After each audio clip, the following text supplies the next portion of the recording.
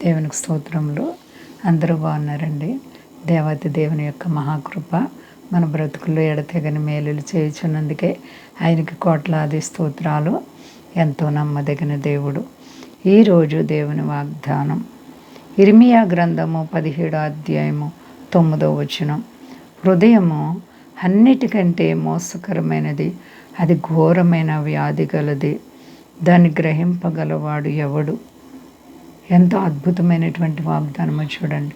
హృదయం మానవ జీవితంలో అవయవాలన్నిటికంటే హృదయము చాలా మోసకరమైంది. అది వ్యాధి ఎలాంటిదంటే ఘోరమైందంటండి. హృదయం యొక్క వ్యాధి, దాన్ని తీసివేయడానికి ప్రభువైన క్రీస్తు వారు వచ్చారు. నీ నమ్మకత్వమే క్రీస్తు వారు నీకు విజయం ఇచ్చేటువంటిది. నువ్వు నమ్మాలి. ఎప్పుడైతే నువ్వు ప్రభువారి మీద ఆధారపడతావో, దేవుని నమ్మకత్వం నీ దుఃఖానికి ఓదార్పిస్తుంది. నువ్వు ఎప్పుడైతే దేవునిపై మరి నమ్మకత్వాన్ని కలిగి ఉంటావో ఎంతటి కష్టం వచ్చినా విడిపించగలరు. కానీ మొదట నీ హృదయంలో ఉన్నటువంటి ఆ వ్యాధి, ఘోరమైన వ్యాధిని క్రీస్తు రక్తంలో కడిగి వేసుకోవాలి. ఎంత మోసకరమైన హృదయం! పైకి చాలా భక్తిగా కనబడుతూ ఉంటారు కొంతమంది. అంతరాత్మలో చెడుతనాన్ని విడిచిపెట్టాలి. కాబట్టి మరి నీ హృదయంలో చెడుతనాన్ని విడిచిపెట్టవా? ప్రియ సహోదరి సహోదర, దేవుడు హృదయములను పరిశోధించేటువంటి దేవుడు. దాన్ని గ్రహింపగలవాడు ఎవడు? ఆ హృదయాన్ని గ్రహించేది దేవుడే. హృదయములను పరిశోధించి పరీక్షించేటువంటి దేవుడు, అందరి హృదయాల్ని ఎరిగినటువంటి దేవుడు. కాబట్టి నీ హృదయం పరిశుద్ధతగా ఉందా? దేవుని కొరకు జీవిస్తున్నావా?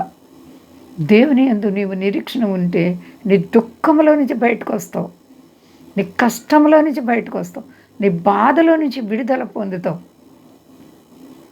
నమ్ముచున్నావా ప్రియ సహోదరి? హృదయాన్ని క్రీస్తు రక్తంలో కడుగుకో. పరిశీలన చేసుకుని అంతరాత్మ ఎలా ఉందో. మానవులు చేసే తప్పిదాలు వారికి తెలుసు. మన అంతరాత్మలో ఏముందో ఎవరి హృదయం వారికే తెలుసు.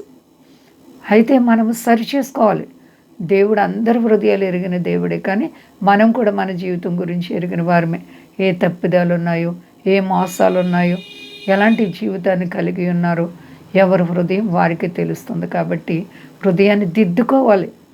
హృదయ శుద్ధి గల వారు ధన్యులు, వారు దేవుని చూస్తారని వాక్యం చెప్తుంది. కాబట్టి నీ అంతరాత్మను దేవునిలో సరి చేసుకో. కష్టాలు బాధలు నేను కృంగ చేస్తున్నాయా? అయితే నిరీక్షణ కలుగుండు. దేవుడు నీ దుఃఖం నుంచి విడిపిస్తారు. ఎంతగా నిన్ను ప్రేమిస్తున్నారంటే ఆయన ప్రాణాన్ని పెట్టినంతగా నిన్ను ప్రేమిస్తూ ఉన్నారు. కాబట్టి ప్రియ సహోదరి సహోదర, ఈ లోకంలో మన జీవితం కొంతకాలమే. ఈ లోకాన్ని వదిలేసిన తర్వాత ఎక్కడికి వెళ్ళాలనేది మనం పరిశీలన చేసుకోవాలి. మోక్షమా నరకమా? రెండు ఉన్నాయి. మనం ఈ లోకాన్ని విడవగానే ఏదో ఒకదానికి వెళ్ళవలసి ఉంటాం. కాబట్టి మనం మోక్షంలో ప్రవేశించాలంటే ప్రతి ఒక్కరు కూడా మారు మనసు పొందాలి. మనసును మార్చుకోవాలి. మతాన్ని కాదు మార్చేది, మనసును మార్చుకోండి. యేసుప్రభువు వారు అంటున్నారు, నేనే మార్గమును సత్యాన్ని జీవాన్ని అని. మార్గము సత్యము జీవమై ఉన్న యేసు యందు విశ్వాసం కలిగి ఉండండి. ప్రభువు దీవిస్తారు. అంతా క్షేమంగా ఉన్నారండి. ప్రార్థించుకుందాం. ప్రేమ నమ్మకమైన మా తండ్రి, గొప్ప దేవ, నీ నామం శక్తివంతమైనది. మా దేశాన్ని, దేశ నాయకులను కాపాడండి.